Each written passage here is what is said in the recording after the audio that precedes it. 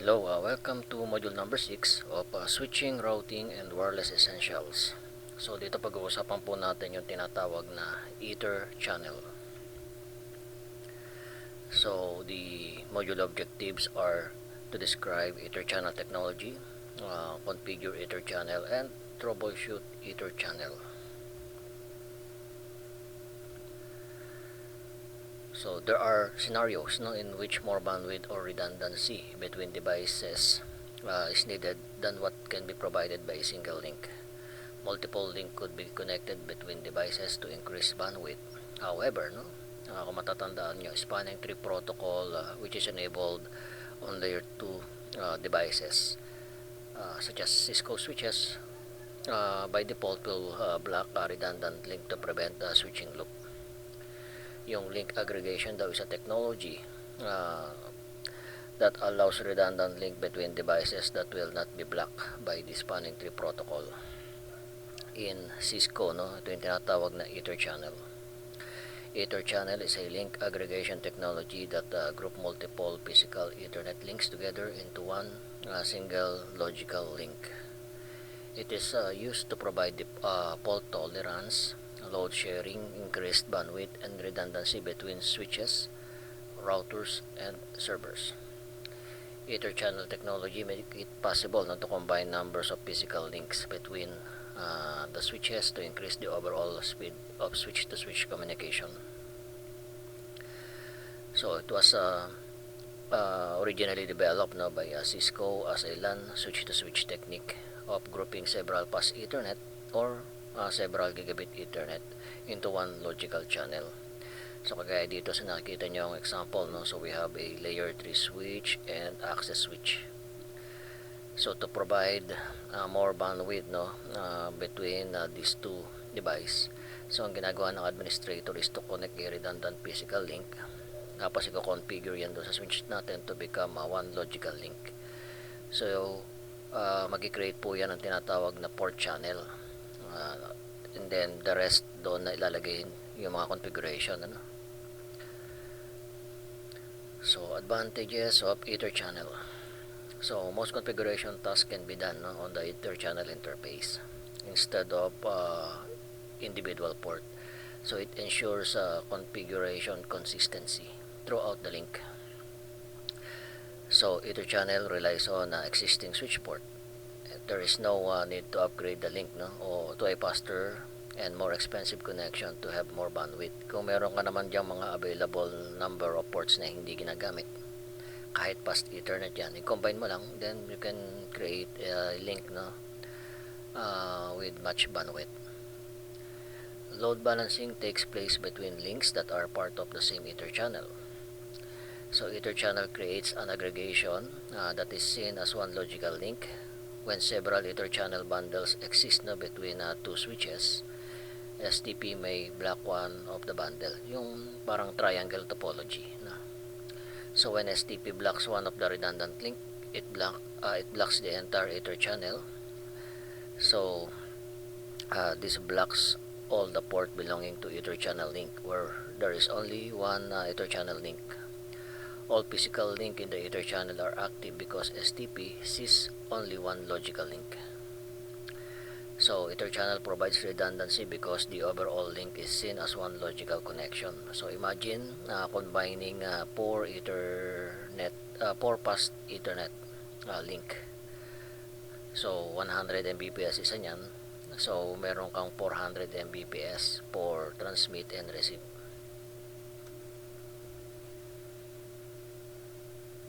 So yun lang po ay meron siyang implementation restriction. Interface type cannot be mixed. So dapat yan, kung pass Ethernet po yung available na link niyo, pass Ethernet din po sa kabilang side ng switch. Currently, each Ether channel can consist of up to 8 compatibly configured Ethernet port. So pwede tayo mag-bundle ng 8 physical na port together. Kung yan po ay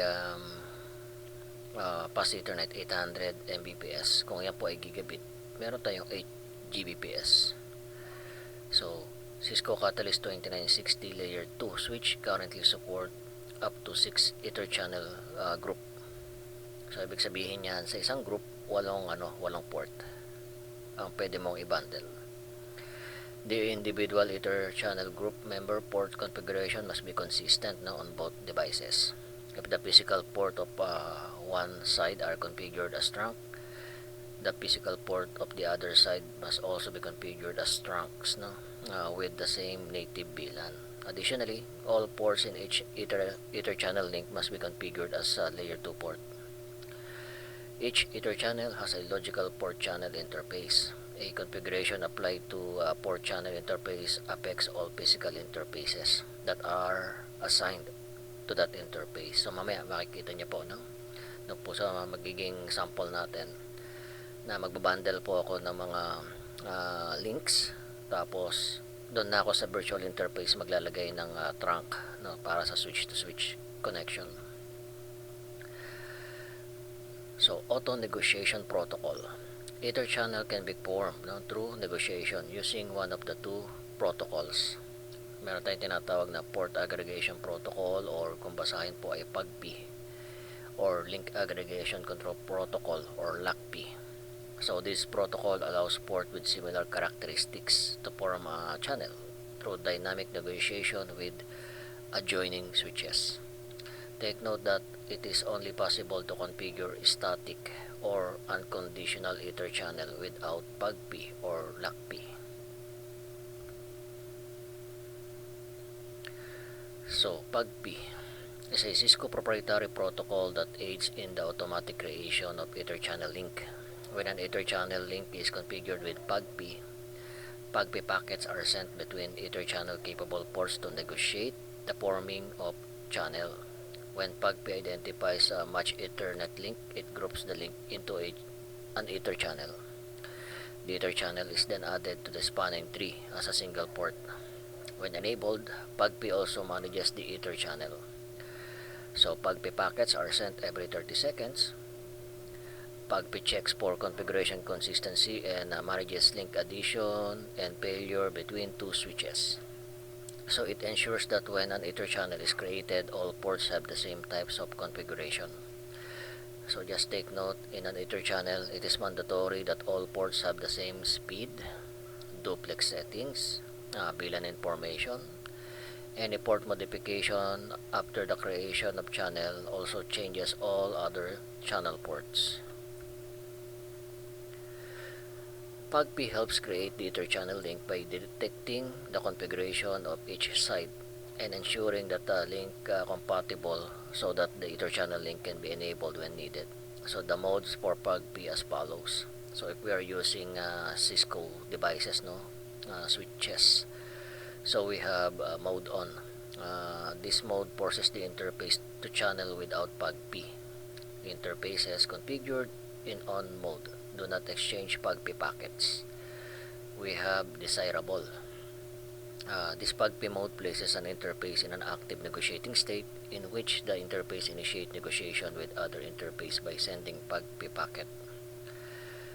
PAGP auto.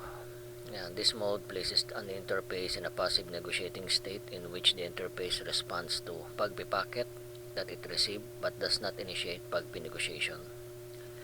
So the mode must be compatible on each side. If one side is configured to be in auto mode, it is placed in a passive state waiting for the other side to initiate the Ether channel negotiation. If the other side is also set to auto, so ibig sabihin switch 1 to switch 2 parehas naka-auto, negotiation never starts and Ether channel does not form. All modes are disabled by using the no command, or if no mode is configured, then the Ether channel is disabled. The on mode manually places the interface in the Ether channel without any negotiation. It works only if the other side is also set to on. If the other side is set to negotiate parameters through PAGP, no Ether channel form. So ibig sabihin, kung ang kabilang side ay naka-desirable and then naka-on sa kabilang side, wala pong mangyayaring negotiation. Or kung naka-auto tapos naka-on sa kabilang side na. So no negotiation between two switches means there is no checking to make sure that all links in Ether channel are terminating on the other side, or there is a PAGP compatibility on the other switch. So ito po yung table na magsasummarize, no, kung kailan magkakaroon ng channel establishment. So kung ang na-configure po natin sa S1 at S2 point-to-point link na to, no, ay mode on. So nag-manual po tayo ng Ether channel. So kapag yung isang side ay nakaset sa on, isa desirable or auto, no channel establishment. So desirable to desirable, yes, no, with PAGP.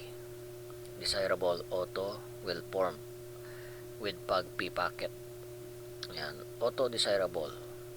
Same lang naman nung kanina ito, no, binaliktad lang naman yan. Auto and auto, wala pong mangyayaring channel establishment. And then let's talk about yung LACP, ano. So paano naman kung ang environment natin ay halong technology or vendor, kagaya po ng Cisco and other switch vendor, no. So kung mag-determinate tayo ng link aggregation, LACP po yung protocol na gagamitin natin.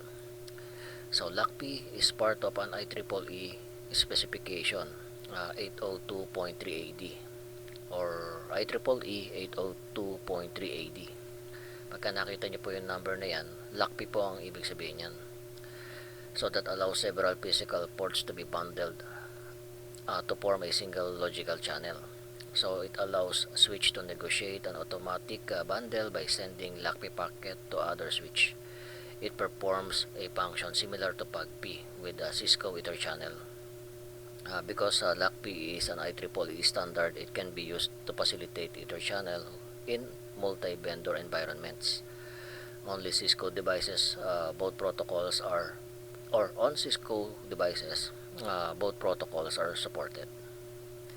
So LACP provides the same negotiation benefits as PAGP. So LACP helps create the Ether channel link by detecting the configuration of each side and making sure that they are compatible so that Ether channel link can be enabled when needed. So the modes for LACP are as follow. Kung gusto niyo po ng manual, no, nang wala pong negotiating protocol between Cisco and other vendor, no, type nyo lang doon yung mode on, no. So this mode forces the interface to channel without LACP interfaces configured in, no, on the mode or configured in.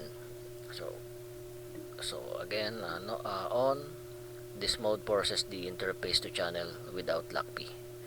Interfaces configured in the on mode do not exchange LACP packets. LACP active.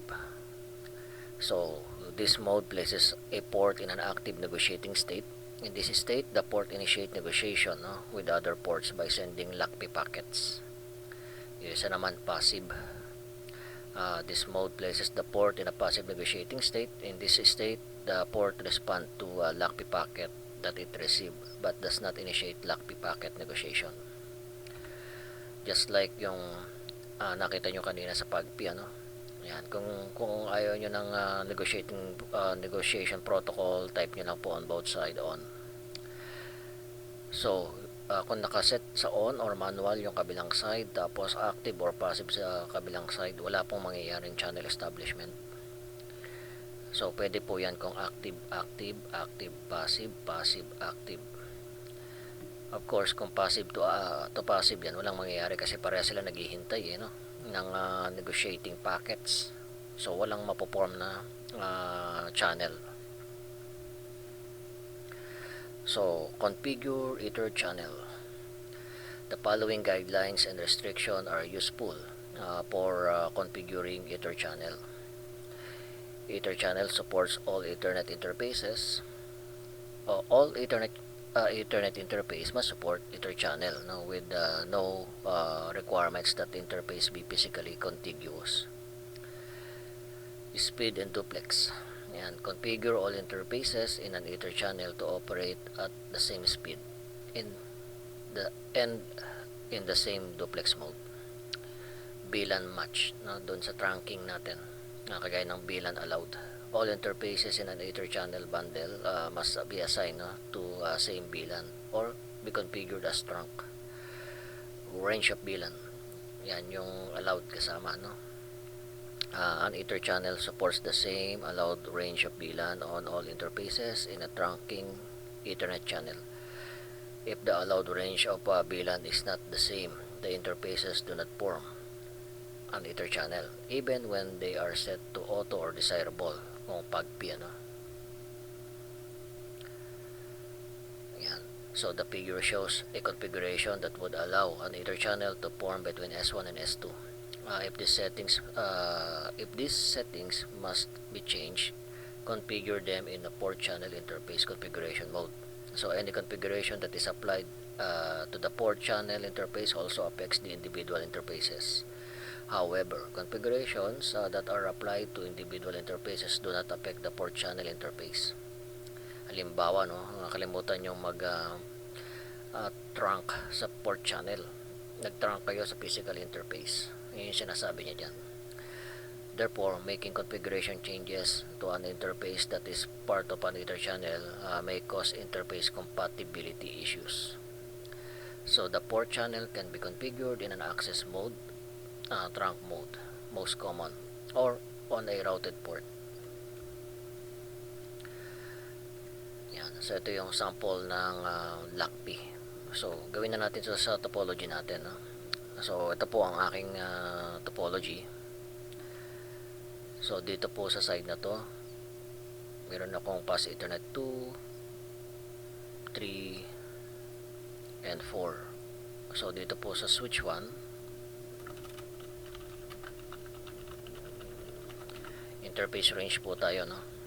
F0 to, since magkakasunod po yan, 2, 3, 4, yan po yung command na gagamitin natin. Shutdown muna natin ito para hindi siya mag-form ng loop. And then channel dash group question mark tayo. Nasabi daw, no, sa Catalyst 2960 pwede daw tayo mag-groups ng 6 groups, tapos maximum of 8 cables or ports na. Kaya lang dito po sa sample natin 3 lang. So channel group 1 ang gagamitin ko dito, not necessarily na parehas na group channel sa kabilang side sa switch 2, pero for ease of configuration, dito sa side na to group 1, sa S2 or switch 2 natin group 1 din siya. So mode, since ito po ay LACP, pwedeng itong isang side ay active. So as you can see, no, nung na-type ko na po yung mga command na yan, it create a port channel interface. Kung ano po yung channel number na ginamit natin, ayun yung mapaform niya. Therefore, if you create channel group 2, port channel 2 ang kanyang gagawin, no, sa kabilang side. Kaya mas maganda, dito sa sample na lang natin group 1 dito. So puntahan na rin natin itong switch 2.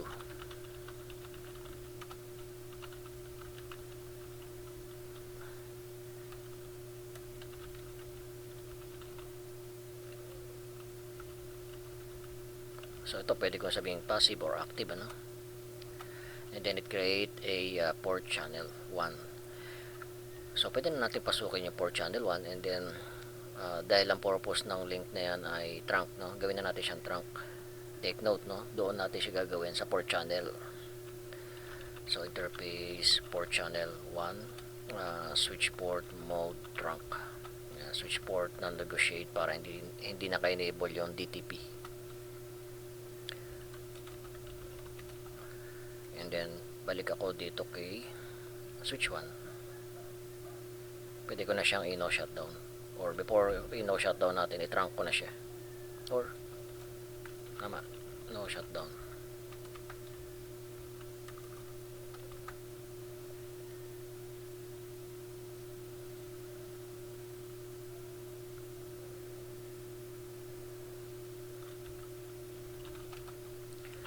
In port channel 1, switch port mode trunk.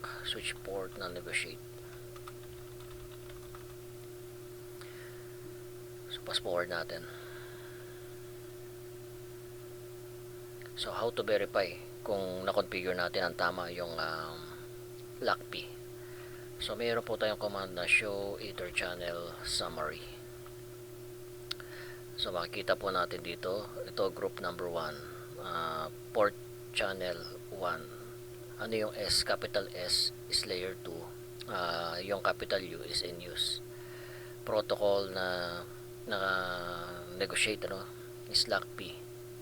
At yung mga interfaces na naka-associate dyan is 2, 3, and 4. Take note na meron pong P, yung bawat port natin. Ibig sabihin yan, tama po at active na yung port natin. So P in port channel.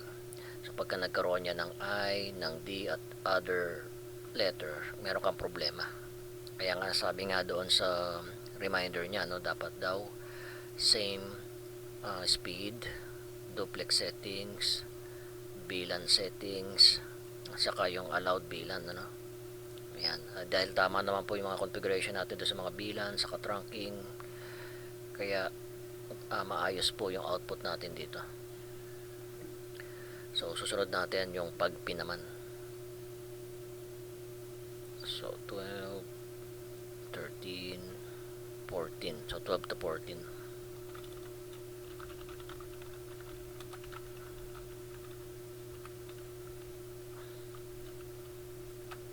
Again, shutdown natin. Kasi pagka nag-groupings tayo dito kaagad, mag-create yan ng temporary loop. Kung malaki yung topology natin, edi yung temporary loop na yun matagal, matagal nating may experience. And then dito channel dash group 2 ko na lang siya, mode, at dahil ito po ay pag P, I can use yung desirable on this side, yung kabila ay auto. So mamaya na natin siya shutdown. Punta tayo dito sa kabilang side. So 12 to 14 din siya.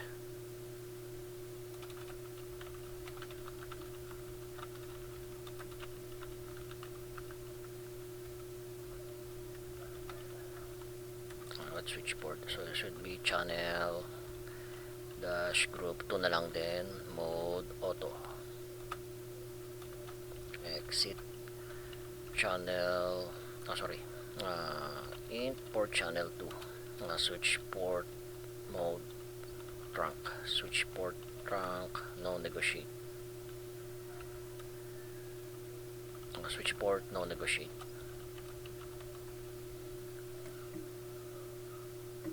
Then balik tayo dito, no shutdown, exit, in port channel 2, switch port mode trunk, switch port non negotiate. So again, fast forward natin, show ether channel summary ang command. We have the port channel 2 naka-up na rin, pati po yung 12, 13, and 14 with PAG-P protocol. So puntahan natin yung S2 and S3. Dito na tayo muna sa S2. So 22, 23, and 24.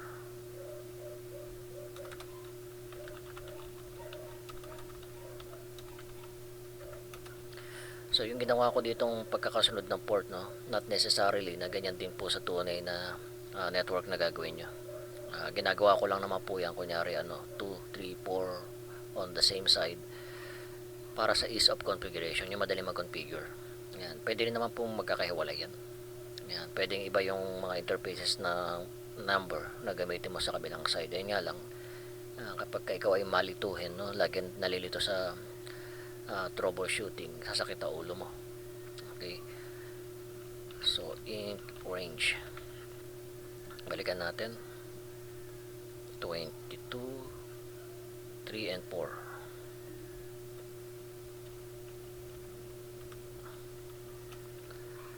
So shut down muna natin, and then dito naman channel dash group 3, At dahil i-perform natin dito is yung manual or no negotiation protocol, mode on gagamitin ko rito. Okay, so punta na tayo dito sa kabilang side, switch 3.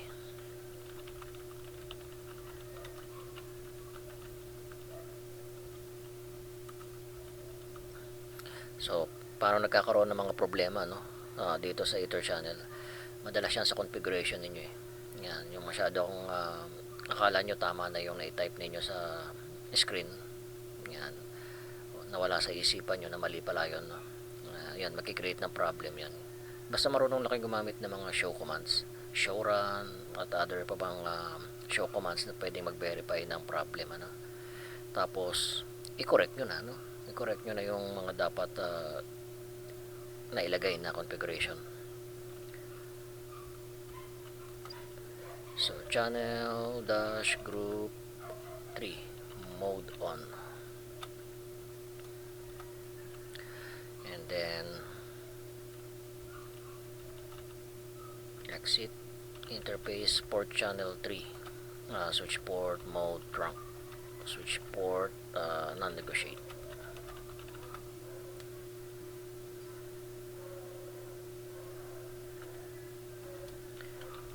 Shutdown. So in PO3, switch port mode trunk, switch port no negotiate.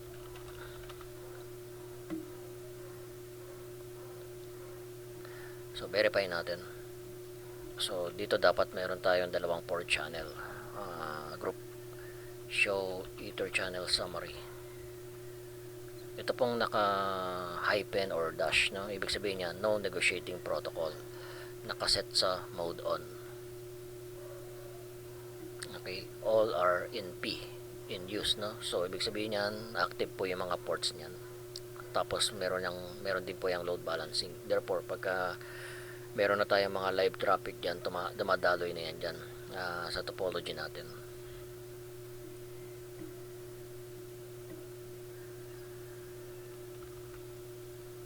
So, yun lang naman yung steps dito sa LockP saka sa PAGP. Verify and troubleshoot Ether channel. As always, no?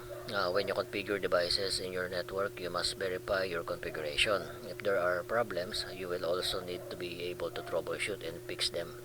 There are a number of commands to verify an Ether channel configuration. Show interface as port channel command will display the general status of the port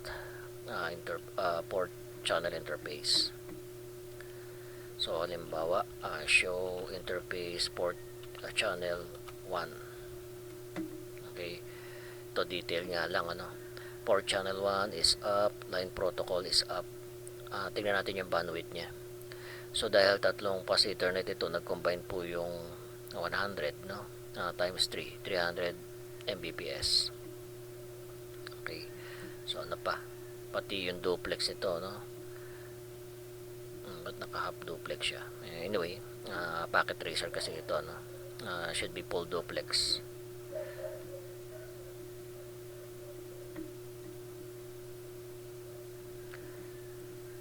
Show Ether channel summary. Command display one line of information per port channel. Show Ether channel port channel. Command display information about a specific port channel.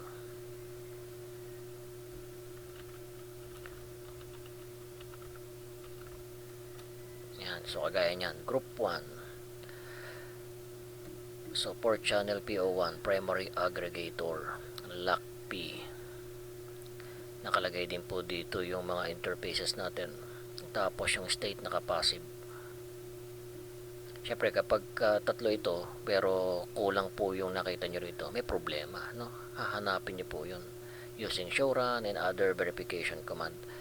Again, sa troubleshooting, hindi ganun kadali. Pero kapag madalas nyo pong ginagawa yung mga show commands na yan, masasanay kayo. Magiging madali na sa inyo yung troubleshooting sa later on, no? Wala naman po talagang perfecto pagdating sa troubleshooting. So sometimes kahit yung taong certified na, minsan syempre depende sa condition ng kanyang isipan, stress siya, kaya natatagalan din mag-troubleshoot, no? Pero kung yan ay medyo relax po siya, mabilis po yan makakapag-isip. Yan. So yan po yung display ng command na nabanggit natin kanina. Subukan naman natin itong show interface ether channel.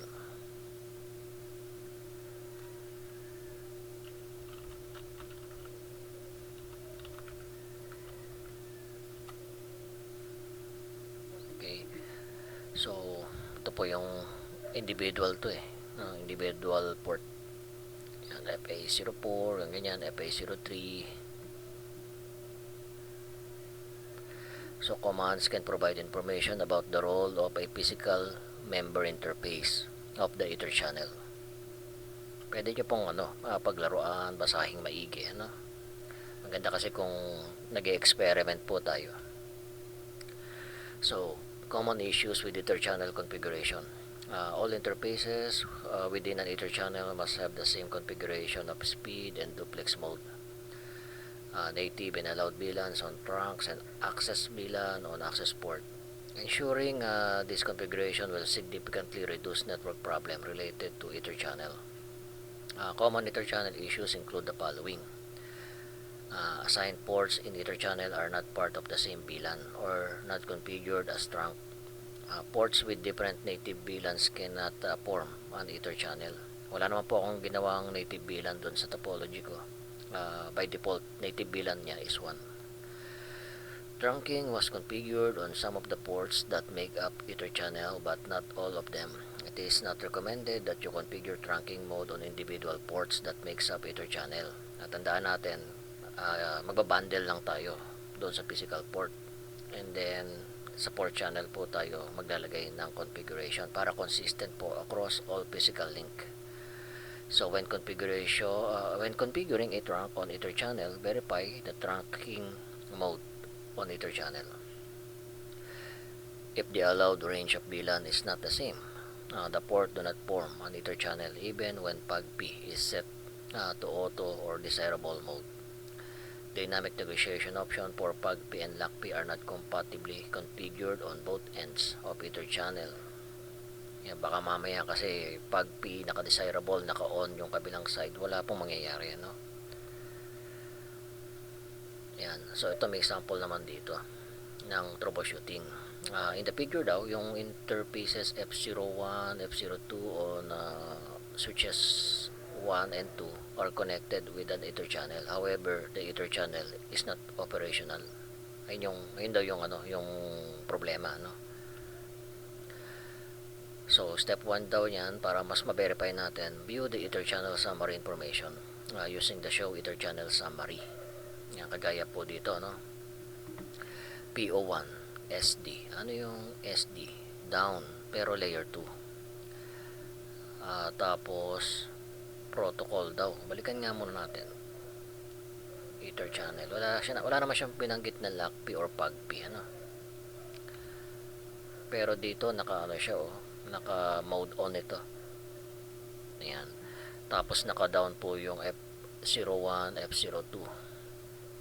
So, on the other side din ng switch, dapat gamitan nyo rin ng ganitong command, para ma-verify din. Viewport channel configuration. In the show run, begin interface for channel output. More detailed output indicates that there are incompatible PAGP mode. Yan. So, tignan muna natin. So, yung F1 saka F2, switch port mode trunk. Anyway, nag-apply yan dahil sa port channel. Channel group mode on, naka-on dito. Sa S2, naka-desirable siya. Yan. So, kung tutusin, on the point of view ng isang switch, tama yung configuration sa kanyang side.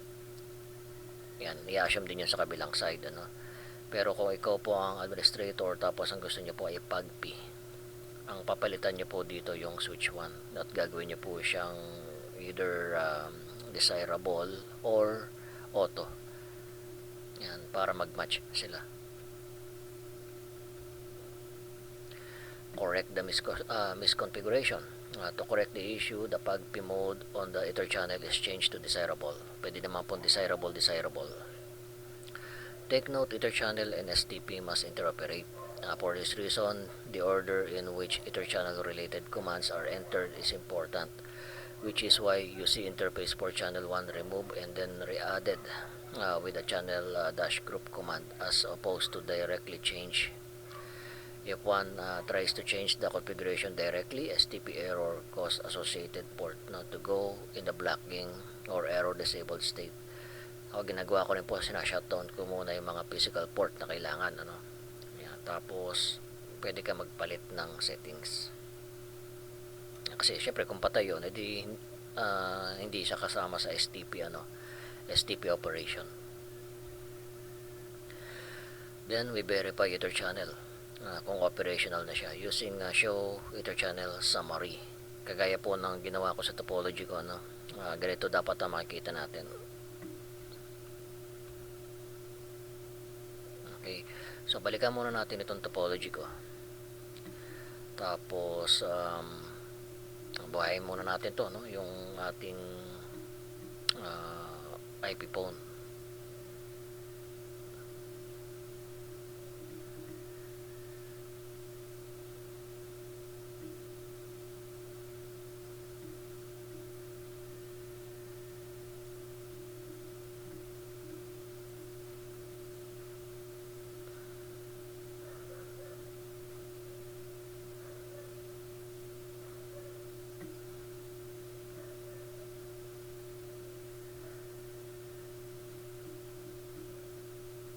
Okay, ang gagawin ko muna rito is save ko yung configuration, tapos papatayin ko muna yung application, Sometimes kasi nagluloko po itong packet tracer, Kagaya po nito, magkakaroon tayo ng broadcast storm.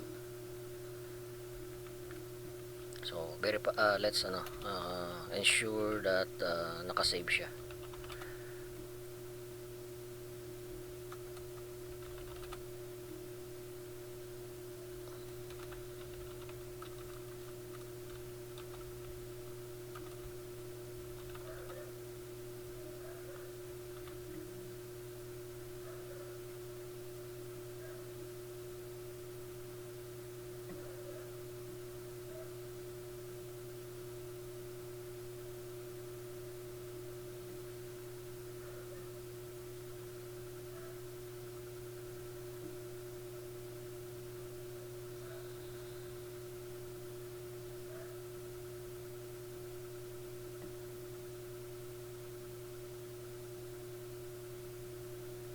Kaya po kasi nang nakita nyo kanina,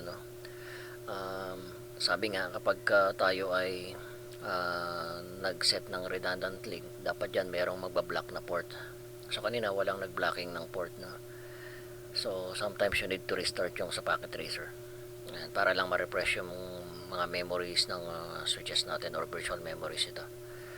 So let's verify, kung dito sa switch 1 natin ay meron talaga tayong Ether channel na nag-ooperate. Using the show Ether channel summary, naka-open naman yan. Using show spanning tree, check natin kung anong version ng spanning tree ito. So we have rapid, and then meron tayong blocking port, Ayan, tignan ko lang muna, show Ether channel interface.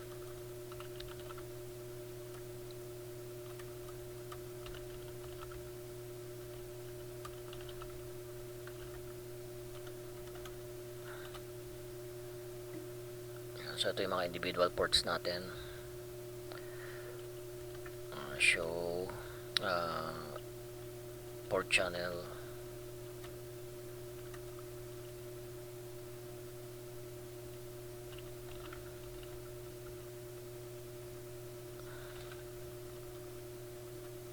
Port channel. Show interface PO1. Yan, nagtataka ako dito sa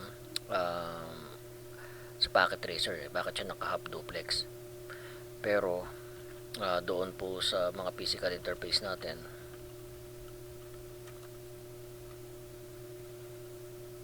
Naka full duplex naman siya.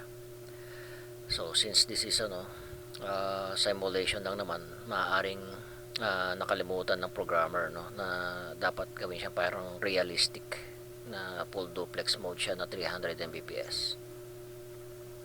Okay, anyway, so naka-form naman yung ating Ether channel. Yan, check na rin po natin yung phone natin.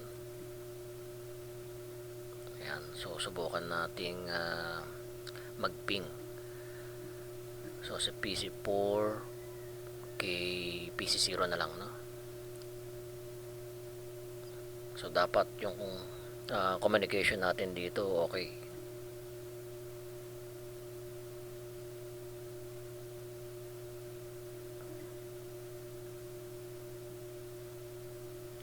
So just take note lang na ang topic natin Ether channel, pero yung pinakita kong topology halo na merong rapid PBSD, merong inter-VLAN routing using router on stick, merong VoIP configuration.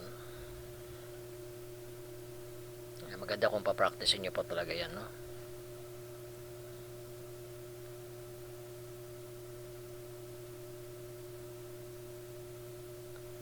Yan.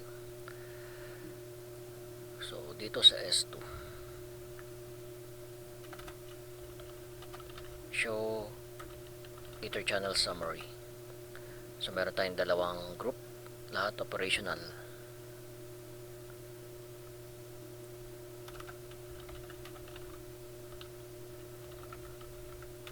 Yan, operational din siya.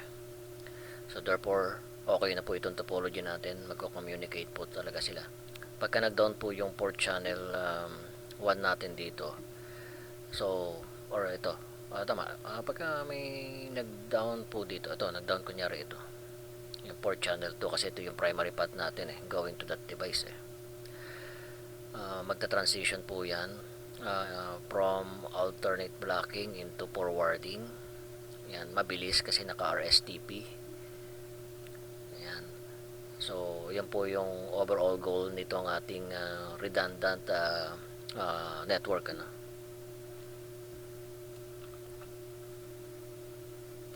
Yan. So, ano ba yung mga natutunan natin dito sa module na to?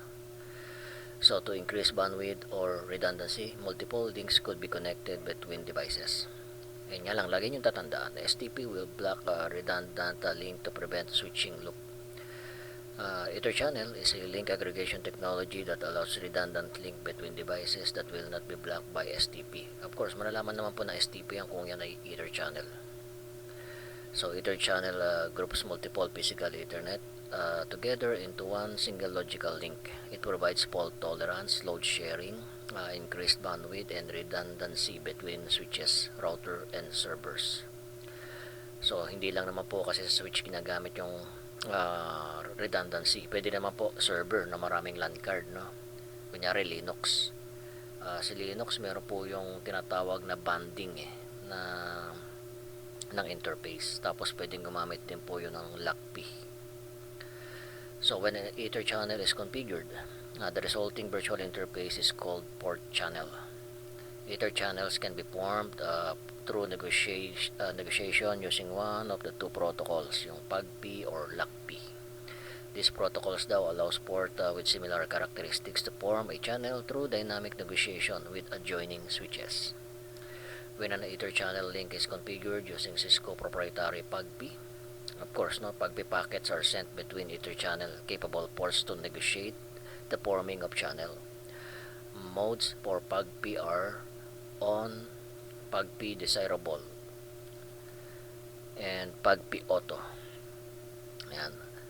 So LACP perform a function similar to PAGP with the Cisco Ether channel. Because LACP is an IEEE standard, it can be used to facilitate Ether channel in multi-vendor environment. Modes for LACP are on, LACP active, and passive. So the following guidelines and restrictions are useful for configuring Ether channel. Yan, syempre para hindi na natin ma-experience pa yung problem at hindi na tayo mag-troubleshoot, ano. All Ethernet interfaces on all mode must support Ether channel with no requirements that interfaces be physically contiguous or on the same module. So kung sinasabi niya rito, hindi naman daw kailangang sunod-sunod yung number, no? Kunyari 2, 3, 4. Pwede naman po yung 2, 7, 9. Yan. So wala naman restriction pagdating sa ganun eh. Configure all interfaces in an Ether channel to operate at the same speed and same duplex mode. Yan, nakita nyo naman kanina, default lang naman yun, no? Naka full duplex. Yun nga lang, since ito po ay simulation, may mga output dito na hindi na po na double check ng mga programmer, no? Ng packet tracer. Pero kung yun po ay naka full duplex, kasi dapat full duplex din po yung port channel natin kanina. All interfaces in the Ether channel bundle must be assigned to the same VLAN or be configured as trunk. So tatandaan niyo po yun, no? An Ether channel supports the same allowed range of VLANs on all the interfaces in a trunking Ether channel. So ito naman po yung steps for configuring LACP. Yan, specify the interfaces that compose the Ether channel group using interface range global configuration mode command. Create the port channel interface with the channel group identifier mode and then yung active command in an interface range configuration mode. Step number 3, change layer 2 settings on the port channel interface. Enter port channel interface configuration mode using interface port channel command followed by interface identifier. Kunyari interface port channel 1, 2, or 3. Or depende po kung ilang group po, no, yung ginamit nyo. There are a number of commands to verify Ether channel configuration, including the show interfaces port channel, show Ether channel summary, show Ether channel port channel, show interfaces Ether channel. Common Ether channel issues includes the following. Yan, yung assigned ports daw in an Ether channel are not part of the same VLAN or not configured as trunk. So ports with different native VLANs cannot form an Ether channel. Trunks was configured on some of the port that makes up Ether channel but not all of them. If the allowed range VLAN is not the same, the port do not form an Ether channel even when PAGP is set to auto or desirable mode. The dynamic negotiation option for PAGP and LACP are not compatibly configured on both ends of Ether channel. So yun lang po yung coverage itong module na ito. I hope yung mga explanation natin and some demonstration nakatulong sa inyo, para maunawaan, At advice ko lang po, try nyo pong mag-create ng sarili ninyong network, either sa simulation, emulator, or sa tunay po na device, kunyari po Bayrac, nandun po yung mga switch nyo. Try nyo pong pag-aralan. Again, maraming salamat po sa inyong panonood at pakikinig.